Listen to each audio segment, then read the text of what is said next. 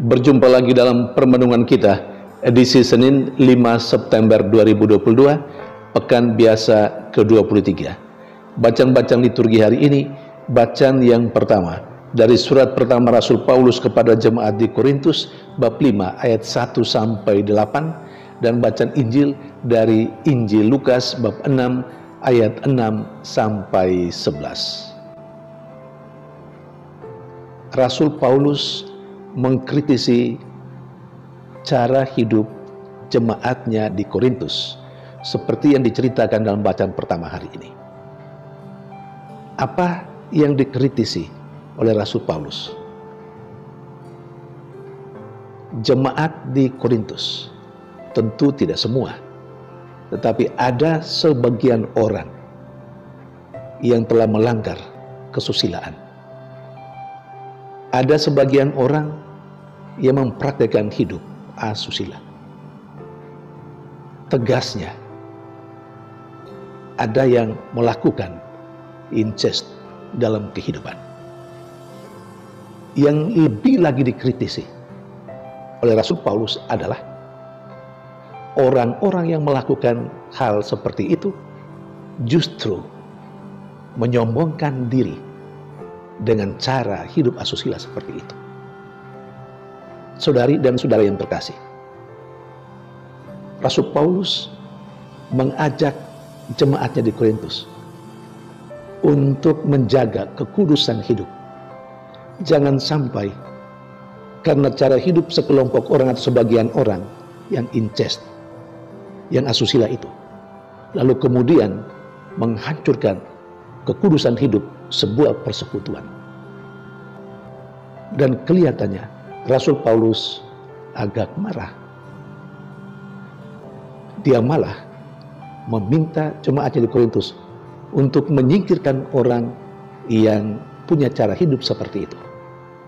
Bahkan dia meminta dalam nama Yesus, orang-orang itu harus disingkirkan. Kata Rasul Paulus, supaya secara badani orang itu hancur, tetapi orang itu mengalami hidup secara jiwani, secara rohani. Saudari dan saudara yang terkasih, seringkali dalam kehidupan bersama kita menjumpai tindakan-tindakan atau sikap asusila. Tetapi kita diingatkan oleh bacaan pertama hari ini untuk memperhatikan cara hidup kita supaya jangan sampai membuat atau jangan sampai melukai, mencederai kekudusan hidup dalam sebuah persekutuan yang mengambil contoh kekudusan hidup Allah sendiri. Saudari dan saudara terkasih, kita pertama-tama menjaga kehidupan kita, tetapi di sisi lain bila ada yang seperti itu, kita punya tugas dan tanggung jawab untuk menegur, untuk memberitahu, tentu dengan cara yang manusiawi dan kristiani. Sementara di sisi lain dalam bacaan Injil hari ini, kepada kita diperlihatkan lagi satu sikap Yesus yang tetap mau berbuat baik sekalipun dia dikritisi oleh orang Farisi dan ahli Taurat hanya karena perbuatan baik itu dilakukan pada hari Sabat. Yesus berhadapan dengan seorang yang mati sebelah tangannya, yakni tangan kanan, dan itu terjadi pada hari Sabat. Yesus sudah tahu apa yang dipikirkan oleh orang-orang Farisi dan ahli Taurat. Karena itu ia berkata kepada mereka, apa yang diperbolehkan pada hari Sabat? Berbuat baik atau berbuat jahat?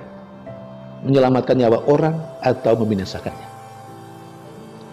Pertanyaan itu membungkam orang Farisi dan ahli Taurat. Dan Yesus akhirnya tetap berbuat baik. Dia menyembuhkan orang yang mati sebelah tangan, yang tangannya mati. Saudari dan saudara terkasih, perbuatan baik tidak terikat, tidak dibatasi oleh waktu, oleh ruang. Seharusnya perbuatan baik dilakukan setiap saat, entah pada hari Sabat ataupun tidak. Kalau pada hari Sabat orang-orang Farisi dan ahli Taurat beralaskan atau mengatakan, berargumentasi bahwa itu hari untuk Tuhan, hari di mana orang menyembah Allah. Jangan lupa, Allah yang disembah adalah Allah yang menyelamatkan. Maka Allah yang menyelamatkan harus dihadirkan setiap saat dalam kehidupan. Dan apa yang dilakukan oleh Yesus sudah persis sesuai dengan apa yang dilakukan oleh Allah, yang menjadi hakikat Allah sendiri, yakni menyelamatkan manusia. Saudari dan saudara terkasih, teruslah berbuat baik, melampaui batas-batas ruang dan waktu, melampaui batas-batas suku dan agama. Kita mengikuti contoh hidup Yesus sendiri yang terus melakukan perbuatan baik sekalipun begitu banyak dapat tantangan. Saya juga mengingatkan kita sekalian untuk mendoakan orang-orang yang mau berbuat baik tetapi yang terus-menerus dikritisi secara tidak pantas. Kita berdoa supaya orang yang punya niat baik untuk selalu berbuat baik untuk kebanyakan orang, untuk kebaikan publik, supaya mereka tetap kokoh dan kuat, tegar, terus berbuat baik demi orang banyak. Semoga kita juga mau berbuat baik demi orang banyak, sekalipun kita dikritisi. Tuhan memberkati.